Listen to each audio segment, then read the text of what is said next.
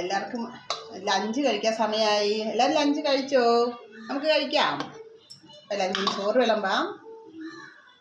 ചോറ് വിളമ്പെന്ന് താമസിച്ച് പോയി. 1 മണിക്കാണ് സാധാരണ കഴിക്കുന്നത്. അപ്പോൾ ചോറ് വെച്ചിട്ടുണ്ട്. ചോറിന് ശേഷം നമുക്ക് ഇത് ചൂരക്കറി വെച്ച് ചൂര ചാറായിട്ട് വെച്ചിട്ടുണ്ട്. പിന്നെ കുറച്ച് വറുത്തതും ഉണ്ട്. അപ്പോൾ ചാറുകറിയുടെ കഷ്ണം വെച്ചു. ചൂരക്കറിയാണ്. പിന്നെ കുറച്ച് ചാറും കൂടി വെച്ച് കൊടുക്കാം. കുറച്ച് ചാറ് കൊടുത്തിട്ട് വെച്ചിട്ടുണ്ട്.